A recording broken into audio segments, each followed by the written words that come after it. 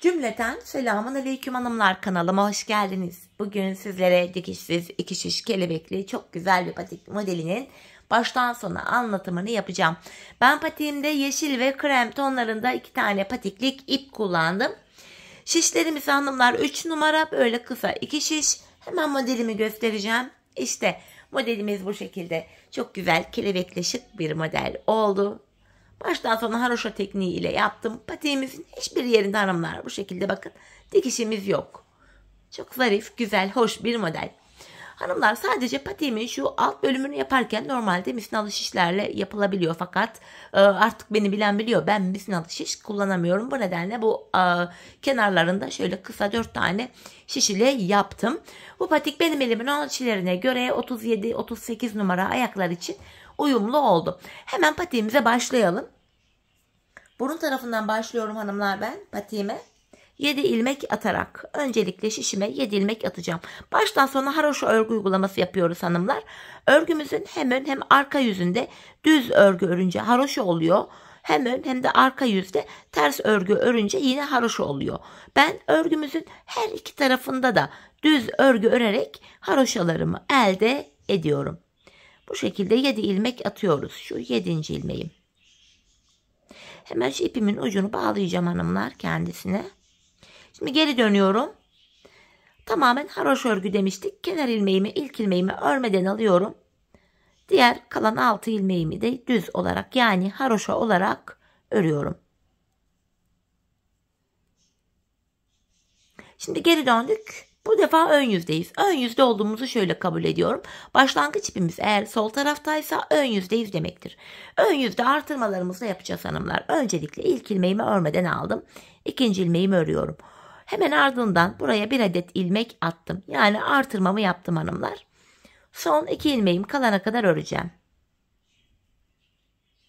Bakın burada son 2 ilmeğim kaldı. Hemen artırmamı yapıyorum. Ve kalan 2 ilmeğimi de düz örüyorum. Artırma işlemini ilk 2 ilmeği ördükten sonra yapıyoruz. Bir de son 2 ilmek kalana kadar örüp öyle yapıyoruz. Şimdi geri döndüm, artırmamı yaptım. Arka yüzdeyim. Arka yüzde artırma işlemi yok. İlmeklerimizin hepsini patiğimizin arka yüzünde haroşa olarak örüyoruz. Şimdi geri döndüm. Ön yüzdeyiz. Tekrar artırmalarımızı yapacağız. Şişimizde 7 ilmek olarak başlamıştık. 2 tane artırdık, 9 ilmek oldu. Kenar ilmeğimi aldım. İkinci ilmeğimi örüyorum. Hemen artırmamı yaptım. Kalan son 2 ilmek kalana kadar öreceğim. Bakın son 2 ilmeğim var. Hemen buraya da artırmamı yapıyorum ve kalan 2 ilmeğimi düz örüyorum. Böylece şişimizde 11 tane ilmeğimiz oldu. Arka yüzde yine artırma yapmadan ilmeklerimizi normal haroşa olarak öreceğiz.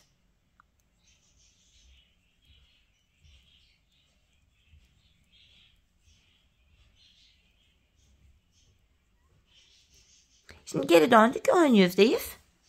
Artırmaya devam ediyoruz. Kenar ilmeğimi aldım. İkinci ilmeğimi örüyorum. Hemen buraya artırma yaptım. Son 2 ilmeğim kalana kadar öreceğim.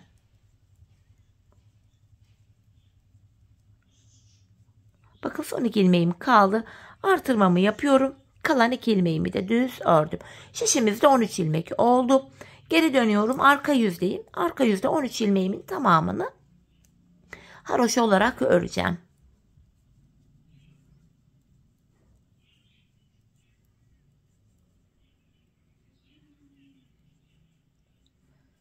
Bu şekilde. Şimdi geri dönüyorum hanımlar. Tekrar ön yüzdeyiz. Bu artırma ile birlikte 15 ilmek olacak ve kelebeğimizi de bu aşamada kurmaya başlayacağız. Hemen şöyle yeşil ipimi de hazırladım. Öncelikle kenar ilmeğimi örmeden aldım. İkinci ilmeğimi örüyorum. Hemen artırmamı yaptım. 3 ilmek oldu. Yanına 1 ilmek daha örüyorum. Burada hanımlar 4 ilmeğimiz oldu kenarda. 4 ilmekten hemen sonra kelebeğime başlıyorum. Kelebeğimiz toplam 9 sıradan oluşuyor. Şimdi ilk sırasını yapıyoruz. Buraya 1 ilmek yeşil örüyorum. Hemen yeşil ipimin ucunu patiğim sökülmesin diye şurada krem ipime bağlayacağım. 2 tane düğüm atıyorum buraya. Kelebeğimin 1. sırasını yapıyorum şimdi.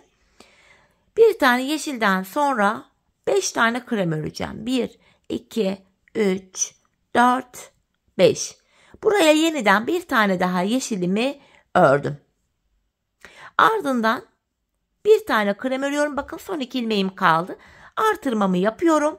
Kalan 2 ilmeğimi düz ördüm. Böylece şişimizde 15 ilmeğimiz oldu. Geri döndük, arka yüzdeyiz. Hanımlar, arka yüzde ilmeklerimizi gördüğümüz gibi örüyoruz. Krem ilmeklerimi krem ipim ile, yeşil ilmekleri de yeşil ile. 4 kremimi ördüm.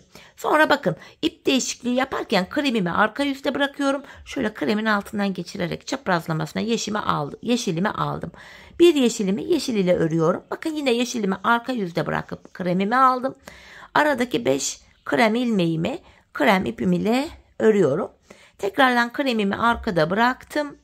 Bir yeşil ilmeğim var. Bir yeşilimi yine yeşil ile örüyorum. Yine yeşilimi arkada bıraktım. 4 kremim var. 4 ilmek kremimi düz olarak örüyorum. Şimdi geri döndük hanımlar. Ön yüzdeyiz ve modelimizde ikinci sıramızı yapacağız. Artırmalara da devam edeceğiz. Kenar ilmeğimi aldım. İkinci ilmeğimi örüyorum. İkinci ilmekten sonra hemen artırmamı yaptım. Bu artırma ile birlikte 17 ilmeğimiz olacak şişimizde. Burada 3 ilmeğimiz oldu. Bir ilmek daha ördüm. 4. 4 kremimi ördüm. Kelebeğimin ikinci sırası için hemen şöyle çaprazlamasına bakın. Yeşil ipimi elime alıyorum. 3 yeşil.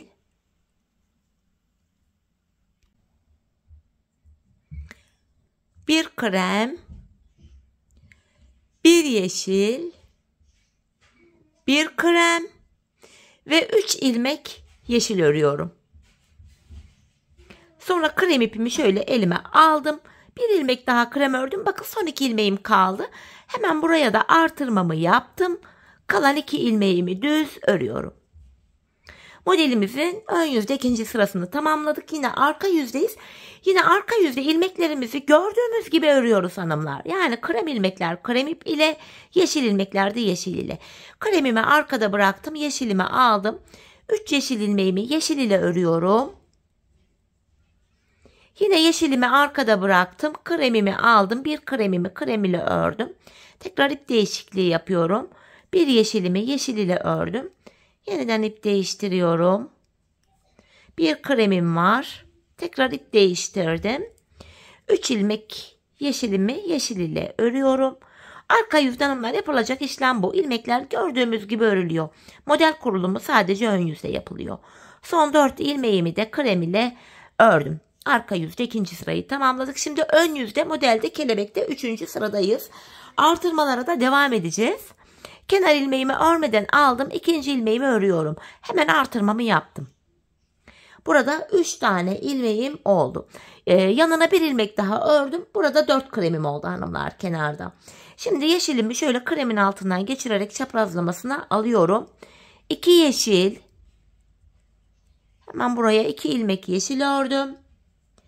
Bir tane krem. Bir tane yeşil. Bir krem. Bir yeşil. Bir krem. Bir yeşil. Bir tane daha krem ve yanına 2 tane yeşilimi örüyorum. Şimdi yine krem ipimi elime aldım. Bir tane daha krem ördükten sonra yine artırmamı yapıyorum. Kalan 2 ilmeğimi de yine krem ipimle ördüm. Modelimizde 3. sıramızda bu şekilde yaptık. Geri dönüyoruz. Yine arka yüzde ilmekler gördüğümüz gibi örülüyor hanımlar. Artırma işlemi yok. Model kurulumu yok. Sadece ilmekleri gördüğümüz renklerle örüyoruz. Hanımlar artık patiğin bu devamında bu arka bölümü çekmeyeceğim. Hani sizler arkada ilmekleri gördüğünüz gibi örüp gelirsiniz. Ön yüzde modeli yine birlikte kurmaya devam ederiz. Bir yeşilimi ördüm.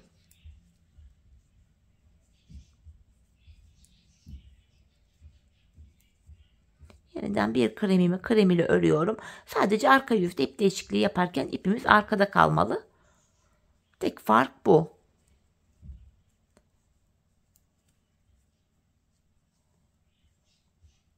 İki yeşilimi de yine ördüm. 4 ilmeğim var. Bunu da krem ile örüyorum. Arka yüzde yine sıramızı tamamladık. Geldik patiğimizde ön yüze. Kelebeğimizde 4. sıramızdayız hanımlar. Yine artırmaya devam edeceğiz. Şişimizde 27 ilmek olana kadar artırma devam ediyor. İkinci ilmeğimi ördüm. Hemen artırmamı yapıyorum. Artırmayla birlikte kenarda 3 ilmek oldu. 4, 5, 6. Bu yeşilimi de ördüm. Kenara 6 tane krem ördüm. Şöyle yeşilimi elime alıyorum hanımlar. Buraya 3 yeşil, 1 krem, 1 yeşil, 1 krem ve hemen yanına 3 ilmek yeşilimi ördüm. Ardından tekrar krem ipimi elime aldım. İlmeklerimi bakın son 2 ilmeğim kalana kadar ördüm. Hemen bu sol tarafa da artırmamı yapıyorum. Kalan 2 ilmeğimi krem ipim ile örüyorum. Bu şekilde modelimizin 4. sırası. Şimdi arka yüzde ilmeklerimizi gördüğümüz renklerle örelim gelelim. Arka yüzde ilmekleri ördüm hanımlar. Şimdi ön yüzdeyiz tekrardan ve modelimizde 5. sıradayız. Bu sıramızda yine artırmaya devam ediyorum. Kenar ilmeğimi aldım. 2. ilmeğimi örüyorum. Hemen ardından buraya şöyle bir artırmamı yaptım. Burada kenarda 3 ilmek oldu. 4 ve 5. Toplamda 5 tane kremimizi örüyoruz kenardan. Şöyle yeşil ipimi çaprazlamasına aldım hanımlar. Buraya 3 yeşil, 3 ilmek yeşil, 2 tane krem, 3 ilmek yeşil, 2 tane krem ve 3 tane daha yeşil örüyorum. 1, 2, 3. Sonra tekrar krem ipimi aldım. 2 tane krem ördükten sonra bakın son 2 ilmeğim kaldı. Hemen artırmamı yapıyorum. Kalan 2 ilmeğimi de krem ipim ile örüyorum. Modelimizin 5. sırası böyleydi. Şimdi patiğimizin tabanını patiğimizi arka yüzde gördüğümüz gibi örelim gelelim. Evet hanımlar, arka yüzde ilmekleri gördüğüm gibi ördüm geldim. Ön yüzde ve 6. sıradayız. Bu sıramızda kenar ilmeğimi örmeden aldım. 2. ilmeğimi örüyorum. Hemen artırmamı yapıyorum. Ardından buraya 1 ilmek daha ördüm. Yani kenarda 4 kremimiz oldu. Şöyle yeşil ipimi çaprazlamasına elime aldım. 3 yeşil, 1, 2, 3. 1 krem. Yeniden 3 ilmek yeşil, 1 tane krem. 1 yeşil, 1 krem. Yine 3 yeşil öreceğim. 1 krem ve 3 ilmek daha yeşil. Krem ipimi alıyorum elime. 1 ilmek krem ördükten sonra bakın son 2 ilmeğim kaldı. Hemen artırmamı yapıyorum. Kalan 2 ilmeğimi krem ile örüyorum. 6. sıramız da böyleydi. Arka yüzde ilmeklerimizi gördüğümüz gibi örelim gelelim. Evet hanımlar, arka yüzde ilmeklerimi ördüm geldim. Şimdi modelimizde 7. sıradayız ve artık bu son artırmamız olacak. Böylece şişimizde 27 ilmeğimiz olacak hanımlar. Öncelikle yine kenar ilmeğimi aldım. 2. ilmeğimi örüyorum. Hemen buraya bir tane artırmamı yapıyorum. Sonrasında yanına 4. ilmeğimi ve 5. ilmeğimi krem ipimle ördüm. Şöyle çaprazlamasına yeşil ipimi elime alıyorum. 2 yeşil, 1, 2. 1 tane krem, yanına 3 yeşil, 1 krem, 1 yeşil, 1 krem, 1 yeşil, 1 krem, yeniden 3 yeşil örüyorum. 1 tane krem ve yanına 2 ilmek yeşilimi ördüm. Tekrar krem ipimi elime alıyorum. 2 ilmek ördükten sonra yine son 2 ilmeğim kaldı. Son kez artırmamı yaptım. Kalan 2 ilmeğimi düz örüyorum. Böylece 27 ilmeğimiz oldu hanımlar şişimizde. Artık artırma yapmıyoruz. Şimdi arka yüzde yine ilmeklerimizi gördüğümüz gibi örelim gelelim.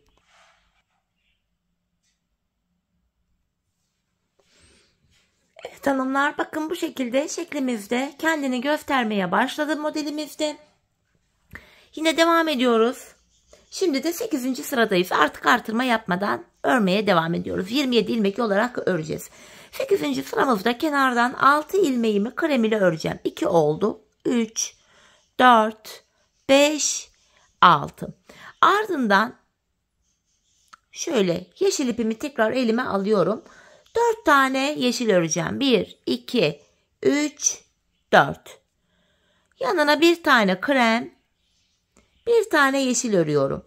Ortaya bu defa 3 tane krem öreceğim. 1, 2, 3.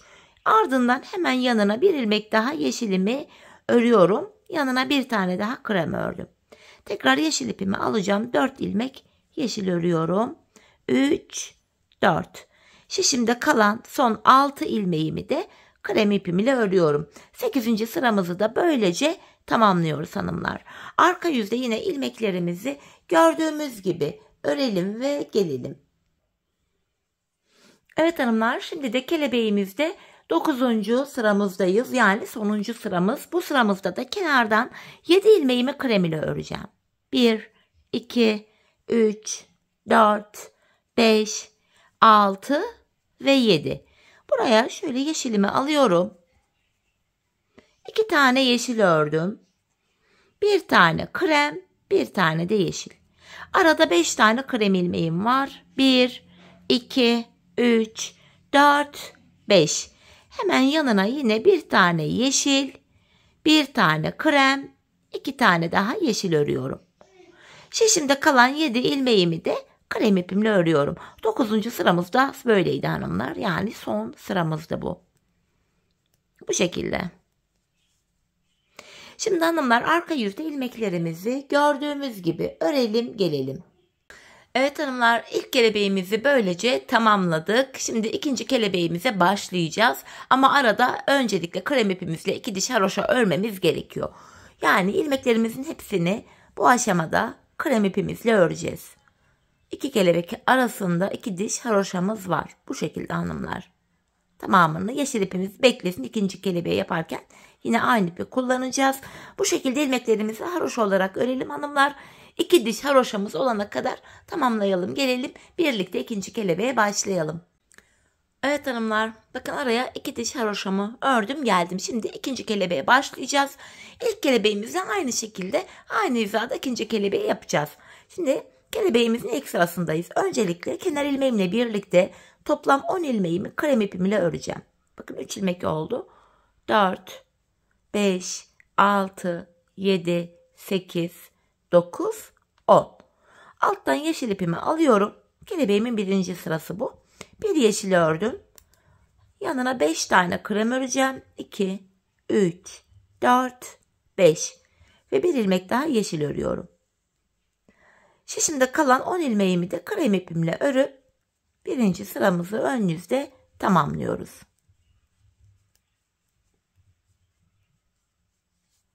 Arka yüzde ilmeklerimizi gördüğümüz gibi örelim gelelim. Evet hanımlar, şimdi yeniden ön yüzdeyiz. Kelebeğimizde ikinci sırayı yapacağız. Bu sırada da kenardan 9 ilmeğimi krem ile öreceğim. Kafanız karışmasın diye ikinci kelebeği de baştan sona göstermek istedim. Bu şekilde bakın, buraya 9 krem ördüm. Şöyle yeşil ipimi elime alıyorum çaprazlamasına. 3 yeşil, 1 krem, 1 yeşil, 1 krem, 3 ilmek daha yeşil örüyorum. Şişimde kalan 9 ilmeğimi de krem ipimle örerek ikinci sıramızı tamamlıyoruz. Arka yüzde ilmekleri örelim gelelim. Evet hanımlar, şimdi de 3. sıramızı yapacağız modelimizde. Bu sırada da ilk 8 ilmeğimi krem ipimle öreceğim. 4 oldu. 5, 6, 7, 8. Şöyle kremin altından geçirerek yeşilimi aldım.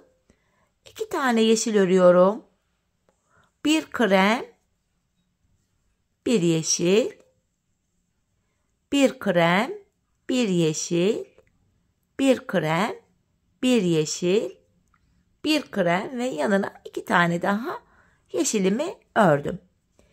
Şişimde kalan 8 ilmeğimi krem ipimle örüyorum. 3. sıramı ön yüzde böylece tamamlıyorum. Arka yüzde ilmeklerimizi örelim gelelim. Evet hanımlar, şimdi de modelimizde 4. sıradayız. Bu sıramızda ilk 9 ilmeğimi krem ile öreceğim. Kenar ilmeğim 1, ikinciyi ördüm. 3, 4, 5, 6, 7, 8 ve bir yeşilimi daha krem ile örüyorum. 9. Tekrar şöyle yeşil ipimi elime aldım. 3 yeşil öreceğim şimdi. 1, 2, 3. 1 krem, 1 yeşil, 1 krem ve 3 tane daha yeşil örüyorum. Krem ipimi aldım. Şişimde kalan 9 ilmeğimi de krem ipimle örüyorum. 4. sıramız da bu şekildeydi. Arka yüzde ilmeklerimizi gördüğümüz renklerle örelim gelelim. Evet hanımlar, şimdi de modelimizde 5. sıradayız. Bu sıramızda ilk 7 ilmeğimi krem ile örüyorum. 2, 3, 4, 5, 6, 7. Ardından şöyle çaprazlamasına yeşil ipimi aldım. 3 yeşil, 2 krem, tekrar 3 yeşil, 2 krem ve yine 3 ilmek yeşilimi ördüm. Tekrar kremimi alıyorum. Şişimde kalan 7 ilmeğimi krem ipimle örüyorum. 5. sıramızı da böyle yapıyoruz hanımlar. Arka yüzde ilmeklerimizi örelim gelelim. Evet hanımlar, şimdi de 6. sıramızı yapacağız. Bu sırada da kenardan 5 ilmeğimi krem ile öreceğim. 3, 4, 5. Ardından şöyle yeşilimi alıyorum. 3 yeşil, 1 krem, tekrardan 3 ilmek yeşil örüyorum. 1 krem, tam ortaya bir tane yeşil ördüm. Yanına 1 krem. Kelebeğimin diğer kanadı için yine 3 tane yeşil örüyorum. 1 tane krem, 3 ilmek daha yeşilimi ördüm. Şişimde kalan 5 ilmeğimi krem ipimle örüyorum. 6. sıramız da bu şekildeydi. Arka yüzde ilmeklerimizi örelim gelelim. Evet hanımlar, şimdi de modelimizde 7. sıradayız. Yine bu sırada ilk 5 ilmeğimi krem ile örüyorum. 2, 3, 4, 5. Ardından şöyle yeşilimi elime aldım. 2 tane yeşil örüyorum. 1 tane krem. 3 ilmek yeşil. 1 krem. 1 yeşil. 1 krem. 1 yeşil. Yanına bir tane daha krem örüyorum. Tekrardan 3 yeşil öreceğim. 1, 2, 3. Bir tane krem. 2 ilmek daha yeşilimi ördüm. Kalan 5 ilmeğimi de krem ile örüyorum. 7. sıramızı böylece tamamladık. Şimdi arka yüzde ilmeklerimizi örelim gelelim. Evet hanımlar, şimdi de modelimizde 8. sıradayız. Burada da ilk 6 ilmeğimi krem ile örüyorum. Şu ikinci ilmeğim 3, 4, 5, 6. Ardından şöyle yeşilimi alıyorum. 4 yeşil. 1, 2, 3, 4. 1 krem. 1 yeşil. Tam ortaya 3 tane krem öreceğim şimdi. 1, 2, 3. Şimdi tekrardan 1 yeşil. 1 krem. 4 ilmek daha yeşil örüyorum. 2, 3, 4. Tekrar kremimi aldım. Kalan 6 ilmeğimi de krem ipimle örüyorum. 8. sıramı böylece tamamlıyorum. Arka yüzde ilmeklerimizi örelim gelelim. Evet hanımlar, şimdi de modelimizde 9. ve sonuncu sıramızdayız. Bu sıramızda ilk 7 ilmeğimi krem ile öreceğim. Şu 5. 6 ve şu da 7. ilmeğim. Yeşilimi alıyorum. 2 yeşil. 1 krem. 1 yeşil. Arada 5 tane kremim var. 1, 2, 3, 4, 5. Tekrar yeşilimi alıyorum. 1 yeşil. 1 krem. 2 ilmek daha yeşil ördüm. Şişimde kalan 7 ilmeğimi de krem ipimle örerek 9. ve sonuncu sıramı da böylece tamamlıyorum. Şimdi arka yüzde ilmeklerimizi gördüğümüz gibi örelim gelelim. Evet hanımlar, arka yüzde ilmeklerimi ördüm geldim. İkinci kelebeğimizi tamamladık. Bilek bölümünü yapacağız ama öncesinde yine ilmeklerimizin hepsini haroşa olarak öreceğiz krem ipimiz ile. Yine 2 diş haroşamız olması gerekiyor. Yeşil ilmek kadar ördüm. Artık buradaki yeşilimi de keseceğim hanımlar. Çünkü modelin artık bu bölümünde yeşille de işimiz kalmadı. Şöyle yeşil ipi çekiyorum. Yeşil ipimin ucunu şöyle kremime bağlayacağım. Bu şekilde hanımlar ilmeklerimizi krem ile haroşa olarak öreceğiz. Hanımlar, patiğimizin bu bölümünde 2 diş haroşamız olana kadar ilmeklerimizi örelim gelelim. Sonra bilek bölümüne birlikte başlayalım. Evet hanımlar, 2 diş haroşamı ördüm geldim. Şimdi bilek kesimini yapacağız. Öncelikle kenardan 10 ilmeğimi öreceğim. 2 ilmeğim oldu. 3, 4, 5, 6, 7, 8, 9, 10. 10 ilmek ördüm. Arada 7 ilmek keseceğim hanımlar bilek bölümü için. Şu birinci kesimim, ilmeklerimi ikişer ikişer toplayarak örüyorum. Şu 2, 3, 4, 5, 6, 7. 7 ilmek kestim. 10 ilmek ördüm, 7 kestim. Baktığımız anda hanımlar burada da 10 ilmeğimiz kaldı. Şimdi önce biz patiğimizde bu sol kenarı yapacağız. 10 ilmek üzerinden haroşalarımızı öreceğiz. Bu ilk ilmeğimi alıyorum. Kalan ilmeklerimi normal haroşa olarak örüyorum. Geri döndüm.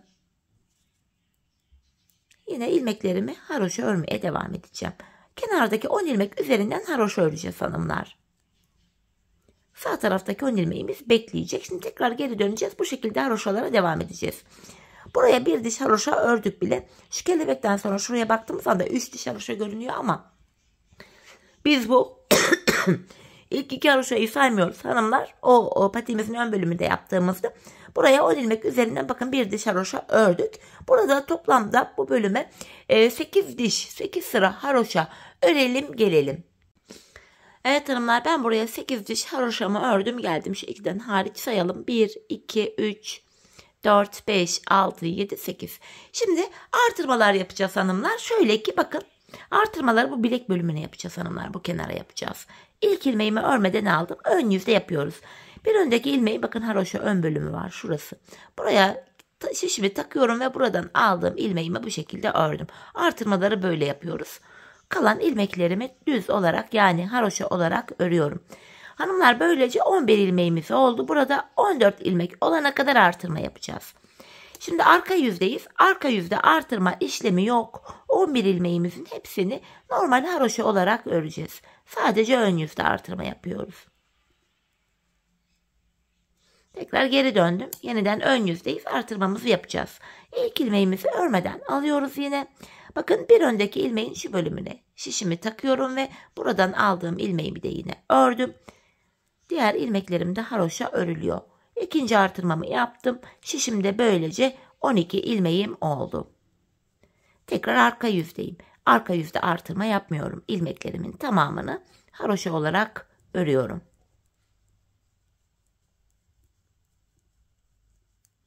Sonuncu ilmeğimi de yine ördüm. Geri dönüyoruz. Ön yüzde devam ediyoruz yine artırmalara. İlk ilmeğimi aldım. Hemen öndeki ilmeğimin şurasına bakın. Şişimi taktım. Buradan aldığım ilmeğimi de yine düz olarak ördüm. Kalan diğer ilmeklerim düz örülüyor. Böylece hanımlar şişimizde 13 ilmeğimiz oldu. Geri dönüyorum. Arka yüzdeyim. Arka yüzde 13 ilmeğimizin tamamı haroşa olarak örülecek. Artırma yok arkada.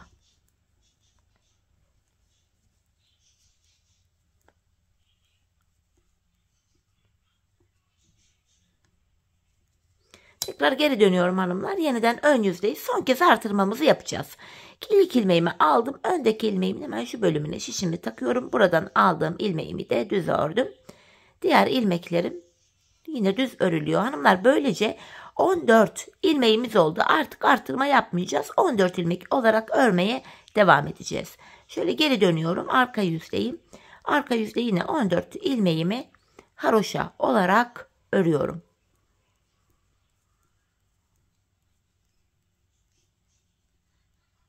Bu şekilde. Şimdi şöyle baktığımız anda hanımlar şeklimiz bu. Görüntümüz.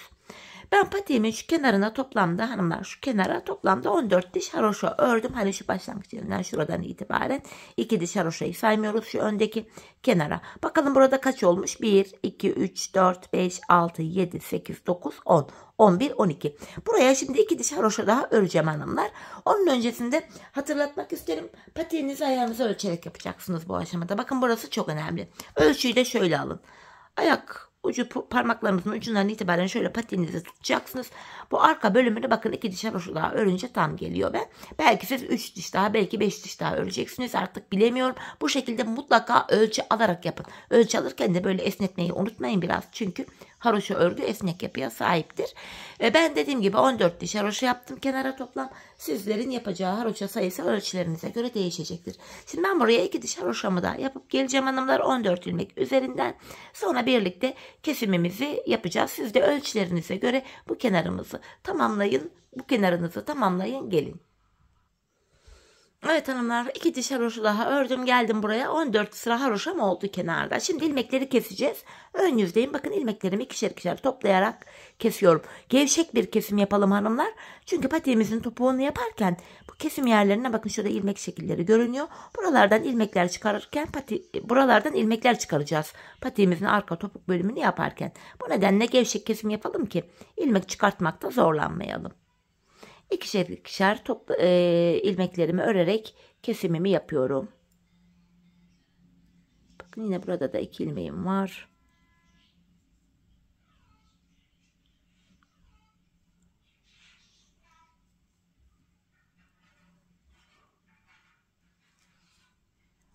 Bu şekilde bakın, son bir ilmek kaldı.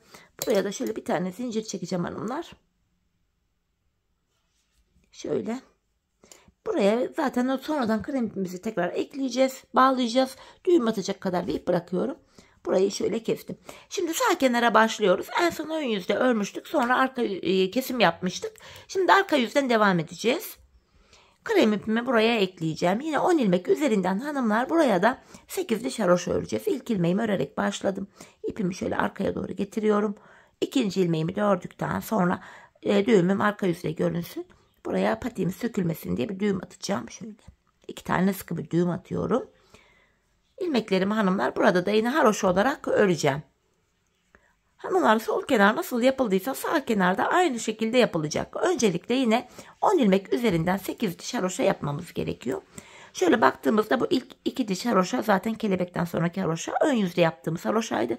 Onun haricinde buraya da 1 diş haroşa oldu. Şimdi burada da 8 diş haroşamız olana kadar örelim gelelim.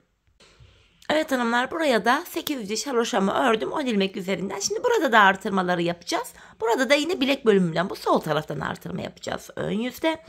Bunu da şöyle yapıyoruz. Son bir ilmeğim kalana kadar örüyorum.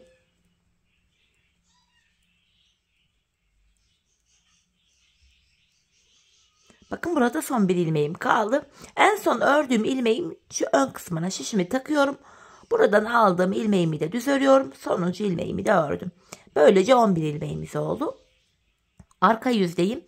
Yine arka yüzde artırma yapmıyoruz hanımlar. İlmeklerimizi yine normal haroşa olarak örüyoruz.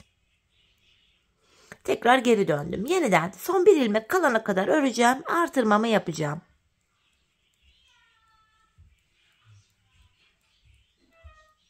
Bakın burada son bir ilmeğim kaldı. Hemen bu ilmeğimin şu ön kısmına şuraya şişimi takıyorum. Buradan aldığım ilmeğimi ördüm. Sonuncu ilmeğimi de düz örüyorum. Böylece şişimizde 12 ilmeğimiz oldu. Geri dönüyoruz. Tekrar diğer tarafta olduğu gibi hanımlar. Burada da 14 olana kadar artıracağız. Şu anda arka yüzdeyim. İlmeklerimi arka yüzde haroşa olarak örüyorum. Yeniden döndüm. Tekrar ön yüzdeyim. Tekrardan hanımlar son bir ilmek kalana kadar öreceğim. Artırmamı yapacağım.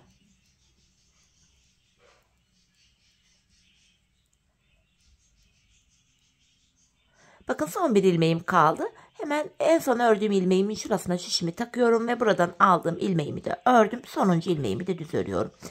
13 ilmeğimiz oldu böylece. Arka yüzdeyim. Yine arka yüzde 13 ilmeğimin tamamını haroşa olarak öreceğim.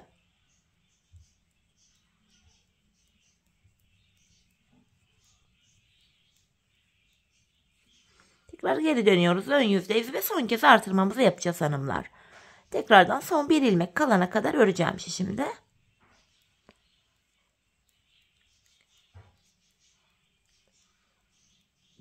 Bakın son bir ilmeğim kaldı. En son ördüğüm ilmeğimin ön kısmına şişimi takıyorum ve buradan aldığım ilmeğimi de ördüm. Sonuncu ilmeğimi de düz örüyorum. Böylece hanımlar 14 ilmeğimiz oldu. Hanımlar diğer tarafa toplamda buradan bakın başlangıç yerinden itibaren 14 diş haroşa örmüştüm. Buraya da 14 diş haroşamı öreceğim. Şöyle baktığımız anda ilk iki dişi saymıyorduk. Bakın 1, 2, 3, 4, 5, 6, 7, 8, 9, 10, 11 diş haroşam var. Burayı 14 dişe tamamlayacağım hanımlar. Diğer sol kenarı kaç diş haroşa yaptıysanız siz de 14 ilmek üzerinden sağ kenarı da aynı sayıda haroşa ile tamamlayın. Gelin sonra birlikte kesimimizi yapalım. Evet hanımlar, buraya da 14 diş haroşamı tamamladım ve geldim. Bu bölümde ön yüzde kesim yapmıştık hanımlar. Burada ön yüzde kesim yaptığımız anda ipimiz bu bilek tarafında kalacak. Öyle olmaması gerekiyor. Bunun için de 14 diş haroşam olduktan sonra yine sıra sonuna kadar 14 ilmeğimi yine düz olarak öreceğim. Sonuncu ilmeğimi de ördüm. Geri dönüyorum. Burada da hanımlar böylece arka yüzde kesim yapmış olacağız. Bakın yine ilmekleri ikişer ikişer toplayarak gevşek bir şekilde kesiyoruz.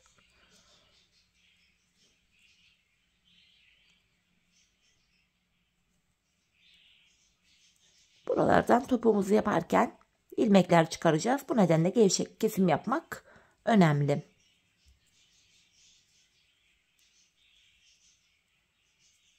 Son bir ilmeğim kaldı. Bunu da yine kestim. Buraya da hanımlar en son şöyle 2 tane sıkı bir zincir çekiyorum ve ipimi kesiyorum. Hanımlar böylece patiğimizin üst bölümü tamamlandı. Şimdi şu kenarlarını yapacağız. Videonun başında misinalı şiş kullanabilirsiniz dediğim bölümde tam olarak burası oluyor. Ben misinalı şiş kullanamadığım için şöyle kısa şişlerle yapacağım patiğimin bu bölümünü. Öncelikle hanımlar burada ben yeşil ipimle çıkaracağım. Çünkü bir diş yeşil ipimle haroşamı öreceğim. Şöyle yeşil ipimi alıyorum. Hemen şu kenardan sol kenardan başlayarak yan kenar ilmek yerine gideceğiz. İlmek çıkaracağız. Bakın ilk kenar ilmek yerim hemen şurası. Bakın burası. Buraya şişimde giriyorum hanımlar. Şöyle ilmeğimi çıkarttım. Sırasıyla bakın kenar ilmek yerlerine girerek ilmek çıkartıyoruz. Bakın ilmeğin iki kanadına birden giriyorum. İlmek çıkartıyorum. Hemen 2 ilmek çıkarttıktan sonra şu yeşil ipimin ucunda hanımlar şöyle kendine bağlayıp burası sökülmesin. Bu şekilde devam ediyorum. Sırasıyla kenar ilmek yerlerine girerek ilmekler çıkartıyoruz burada. Bakın ilmeğin iki kanadına birden giriyoruz. Böyle. Bu şekilde hanımlar. Baktığımız anda buraya 3, 6, 9 ilmek çıkarttık bile. Hanımlar ben bu burun kısmına yani şu bölüme gelene kadar toplamda bu kenardan 40 ilmek çıkarttım. Sizler şu haroşa sayısını fazla yaptıysanız belki 42-43 ilmek çıkartırsınız. Az yaptıysanız da 39-38 ilmek bile çıkabilir. Bu tamamen ördüğünüz sayıya göre, ölçüye göre değişiklik gösterebilir. Şimdi burun kısmına kadar bu şekilde 40 adet ilmeğimi çıkaracağım, geleceğim. Evet hanımlar, burun kısmına kadar buradan 40 adet ilmeğimi çıkarttım. Patiğimizin burnuna 7 ilmek olarak başlamıştık. Şimdi 7 ilmek başladığımız yerden yine 7 ilmek çıkaracağız. Burası hanımlar başlangıç yeri biraz sıkı olduğu için hatta şuraya da bakın bir düğüm atmıştık. Burası biraz sıkı. Buradan ilmek çıkartırken şöyle tığımdan yardım alacağım. Bakın şöyle bir adet ilmek çıkartıyorum buradan. Hatta şuradan çıkması gerekiyor bir türlü. Sıkı olduğu için. Şöyle. Şu birinci ilmeğim. Bakın başlangıç yerlerine bu şekilde girerek ilmek çıkarıyoruz. Şu ikinci ilmeğim. Şu bakın ilmeğin iki kanadına birden giriyorum. İlmek çıkartıyorum. Şişime takıyorum. 3 oldu. Şu 4, 5, 6 ve son kenarımız şurası. 7. 7 ilmek başladığımız yerden 7 ilmek çıkarttım. Şimdi diğer kenara geçiyoruz. Hanımlar karşı taraftan 40 ilmek çıkartmıştım. Buradan da yine 40 ilmek çıkaracağım. Siz de yine karşıdan kaç ilmek çıkarttıysanız bu kenardan da aynı sayıda ilmek çıkartmanız gerekiyor. Yine bakın sıradaki kenar ilmek yerlerine girerek şöyle bir diğer şişime ilmeklerimi çıkarıyorum. Bakın ilmeğin iki kanadına birden giriyorum. İlmek çıkartıyorum. 6 ilmek oldu bile. Sıra sonuna kadar yine bu şekilde 40 adet ilmeğimi çıkaracağım, geleceğim. Siz de aynı şekilde yapın gelin hanımlar. Devamında buluşalım. Evet hanımlar, sıra sonuna kadar 40 adet ilmeğimi çıkarttım. Şimdi geri dönüyorum. Arka yüzdeyiz. Bu aşamada hanımlar yeşil ipimizle bakın buraya bir diş haroşa düşüyor. İlmeklerimin tamamını bu aşamada düz olarak öreceğim. Bakın öncelikle kenar ilmeğimi örmeden aldım. Diğer ilmeklerimi sırası ile düz yani haroşa olarak örüyorum. Bu şekilde haroşa örgü uygulaması yapıyoruz hanımlar. Bu şekilde devam edeceğiz. Şimdi biz bu işlemi hanımlar ilk şişimizi bitireceğiz. Sonra burundaki 7 ilmeğimizi ve diğer şişimizdeki 40 ilmeğimizi de bu şekilde dolanacağız. Haroşa olarak öreceğiz. Diğer uca kadar ilmeklerimizi örelim gelelim. Evet hanımlar, sıra sonuna kadar ilmeklerimi yeşil ipimle haroşa olacak şekilde ördüm. Bakın yeşil ile buraya bir diş haroşamız oluştu. Artık devamında bakın krem ipimizle haroşalarımıza devam edeceğiz. Hemen krem ipimi şurada bir düğüm atacak kadar kesmiştim hanımlar, bakın. Buraya krem ipimi bağlıyorum. Krem ile devam edeceğiz artık haroşalarımızı örmeye. Krem ile devam ediyorum şimdi. Alttan ipimi aldım. Haroşa örülecek yine. İp geçişi olduğu için bu aşamada yine ilk ilmeğimi ördüm. Diğer ilmeklerimi de hanımlar bu şekilde düz yani haroşa olarak öreceğim. Artık buradan yeşil ipimi de kesebilirim hanımlar. Yeşil ile devam etmeyeceğiz çünkü. Krem ile devam ediyoruz. Hemen yeşilimin ucunu şöyle kremime bağlıyorum. 2 tane sıkı bir düğüm attım buraya. Devamında hepsini krem ile öreceğim. Şu düğüm de arka tarafta kalsın, ön yüzde görünmesin. Bir diş haroşamızı yeşil ile yapmıştık hanımlar. Diğerlerini de krem ipimiz ile yapacağız. Bu şekilde. Diğer uca kadar ilmeklerimizi öreceğiz. Bakın şöyle dolanacağız. Ardından arka yüzeyine ilmekleri haroşa olarak öreceğiz. Tekrar bu şekilde devam edeceğiz. Hanımlar bakın bir diş haroşamızı yeşille yapmıştık. Şimdi krem ipimizle buraya 3 diş daha haroşa yapacağız.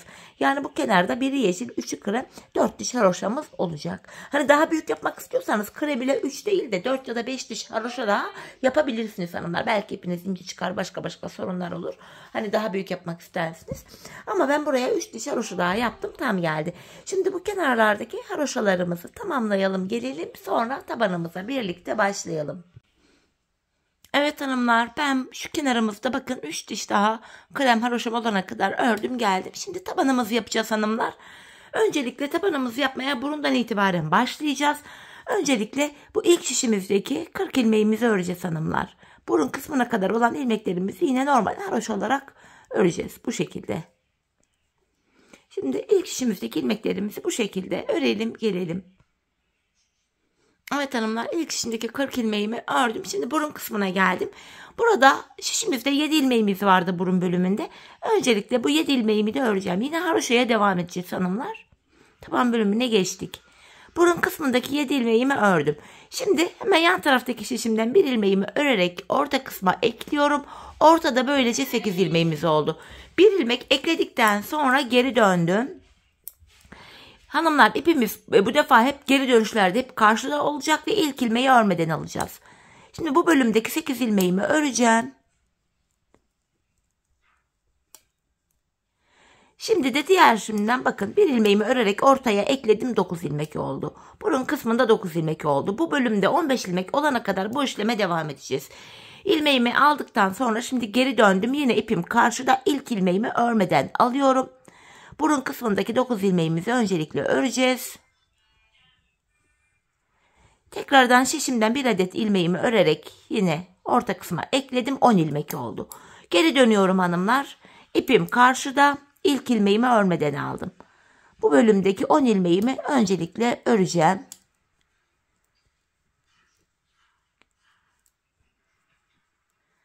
On ilmeğimi ördüm ve şişimden yine bir adet ilmeğimi örerek ortaya ekliyorum. 11 ilmek oldu orta kısımda. İlmek aldıktan sonra tekrar geri dönüyorum. İpim karşıda, ilk ilmeğimi örmeden aldım. Öncelikle bu orta kısımdaki ilmeklerimizi öreceğim. 11 ilmeğimizi.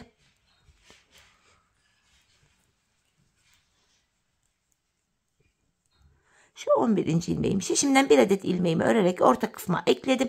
Ortada 12 ilmeğimiz oldu. Tekrar şöyle geri dönüyorum hanımlar. Yine ipim karşıda, ilk ilmeğimi örmeden aldım. Bu bölümdeki 12 ilmeğimi öreceğim. Tabanda 15 ilmek olana kadar bu işleme devam edeceğiz. Şu 12. ilmeğim. Şişimden de bir adet ilmeği yine örerek orta kısma ekledim. Ortada 13 ilmeğimiz oldu. Tekrar geri dönüyorum hanımlar. Yine ipim karşıda. İlk ilmeğimi örmeden aldım. Bu bölümdeki 13 ilmeğimi öreceğim.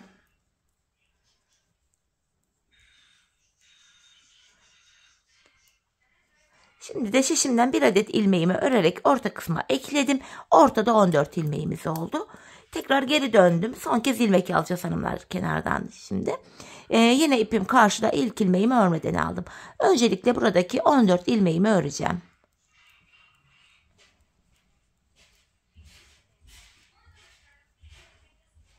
Evet, 14 ilmeğimi ördüm. Yan taraftan yine bir adet ilmeğimi alarak ortaya ekledim. Orta kısımda 15 ilmek oldu. Artık hanımlar patiğimizin şu tabanı 15 ilmek üzerinden kesilecek. Kesimler yapmaya başlayacağız. Bu aşamada yine ipimiz karşıda olacak ve ilk ilmeği örmeden alıyoruz.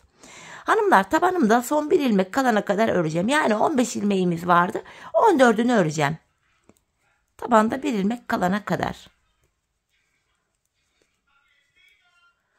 Bakın hanımlar, tabanımda son bir ilmeğim kaldı. Bunu örerken şişimden de bir ilmek alıyorum. Sonuncu ilmeğimle ikisini birlikte keserek örüyorum.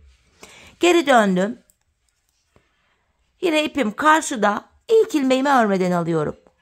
İkinciyi ördüm. 3, 4, 5, 6, 7, 8. ilmeğim 9, 10, 11, 12, 13, 14, şu da 15. ilmeğim. 15. ilmeğimi örerken şişimden de bir ilmek alıyorum. İkisini keserek örüyorum. Tabanımız bu şekilde 15 ilmek üzerinden örülüyor hanımlar. Kesimden sonra yine geri döndüm. İpimiz hep karşıda ve ilk ilmeği örmeden alıyoruz. Tekrardan tabanımda son bir ilmek kalana kadar öreceğim. Yani 14 ilmeğimi öreceğim. 15. ilmeğimi örerken kesimimi yapacağım. Bakın son bir ilmeğim kaldı. Bunu örerken şişimden de bir ilmek alıyorum. İkisini keserek ördüm. Kesimden sonra yine geri dönüyorum. Yine ipim karşıda. İlk ilmeğimi örmeden aldım. Tekrardan bu tabanda son bir ilmek kalana kadar öreceğim.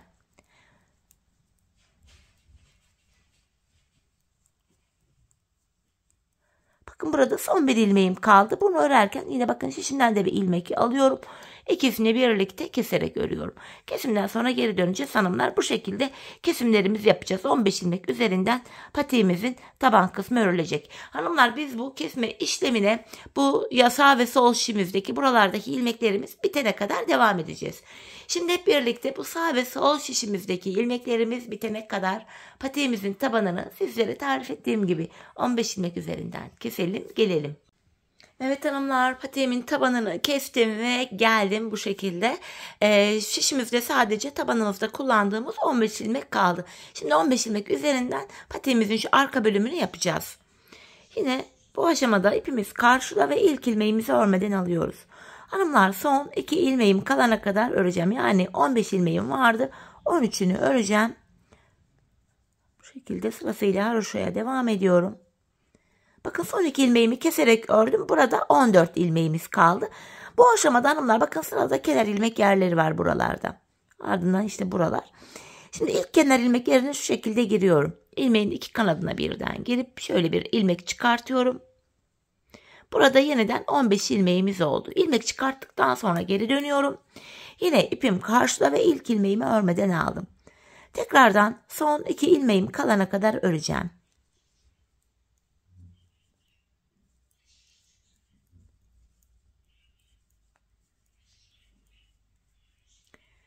Bakın yine son 2 ilmeğim var. İkisini keserek örüyorum. Tekrar 14 ilmeğim kaldı. Bu sağ kenardan ilmek çıkartırken hanımlar geri dönüyorum.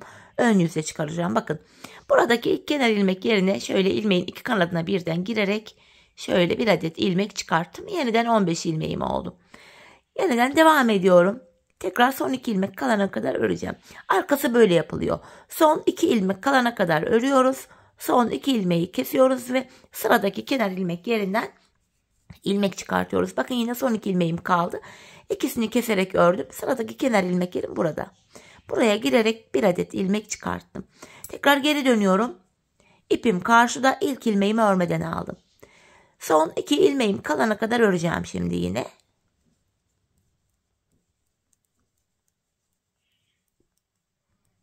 Bakın sonraki ilmeğimi kesiyorum. Bu sağ kenardan ilmek çıkartırken geri dönüyorduk. Bakın geri döndüm ve sıradaki kenar ilmek yerine girerek ilmeğimi çıkartıyorum. Hanımlar, patiğimizin arkası bu şekilde yapılıyor. Sonraki ilmek kalana kadar örüyoruz. Sonraki ilmeği kesiyoruz ve sıradaki kenar ilmek yerlerinden ilmekler çıkarıyoruz. Bakın buralardaki ilmeklerimiz, ilmek yerleri var. Hepsinden sırasıyla girerek ilmek çıkartarak patiğimizin arkasını öreceğiz. Biz bu işlemi bakın buraya ve buraya kadar, son kenar ilmek yerlerimiz buralarda. Buraya kadar devam edeceğiz hanımlar. Şimdi hep birlikte patiğimizin arkasını sizlere tarif ettiğim gibi son kenar ilmek yerlerine gelene kadar örelim gelelim.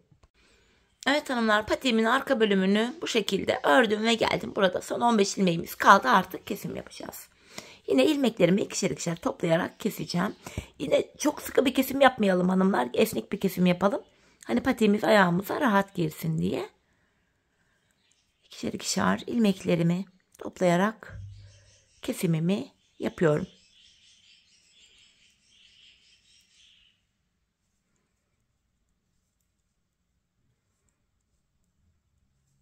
Son bir ilmeğim kaldı. Bunu da yine kestim. Evet hanımlar, şimdi patiğimizin bu örülen yerlerini tamamladık. Şimdi kenar oyası yapacağız. Bakın 2 sıra halinde kenar oyası yaptım. Bunun için de tığ kullanacağım. Şöyle buradaki ilmeğime tığımı takıyorum. Burada tümsek bir görüntü oluşmasın diye tam dibine şöyle sık iğne yaparak şurayı bir düzlüyorum. Kenar oyamızın ilk sırasında hanımlar yapacağımız işlem şu.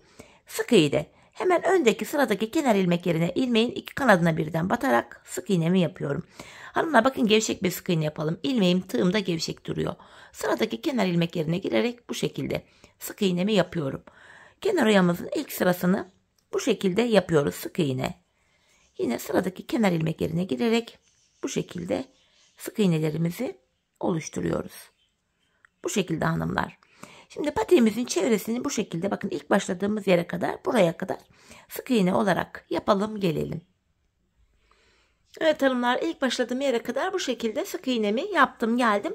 Bir tane sıkı bir zincir çekip ipimi keseceğim artık.